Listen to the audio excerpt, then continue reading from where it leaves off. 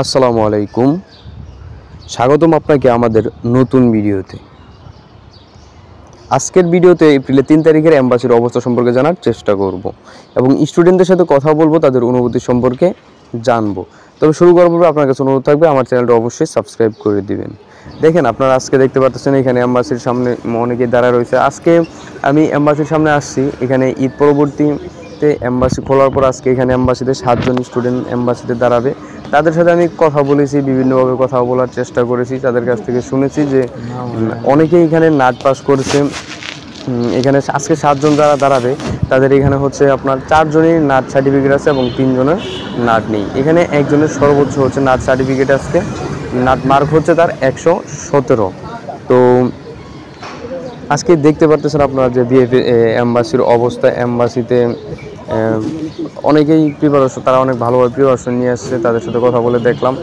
তো আপনারা যারা এখনও ভাবতেছেন যে এম্বাসিতে দাঁড়াবেন বা এম্বাসি ডেট পড়বে, যাদের শুধুমাত্র নাট এবং যাদের কোনো সার্টিফিকেট নাই, তাদের অবশ্যই কিন্তু এম্বাসিতে ভাইবা দিতে হবে, সেই মেন্টালিটি মাথায় রাখেন।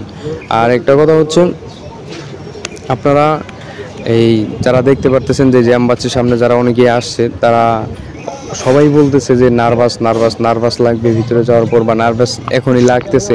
তো আপনাদেরকে বলবো যে চেষ্টা করবেন সর্বোচ্চ পরিমাণ নার্ভাসনেস না হওয়ার, ঠিক আছে? সো আপনারা দেখেন এখানে ওই যে তারা সারিবদ্ধভাবে যাচ্ছে।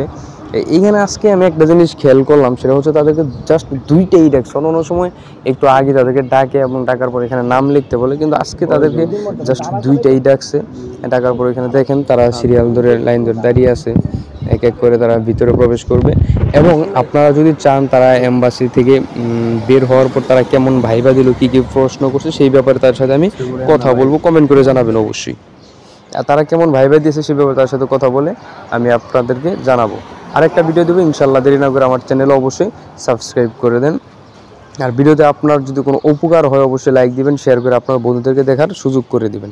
ধন্যবাদ।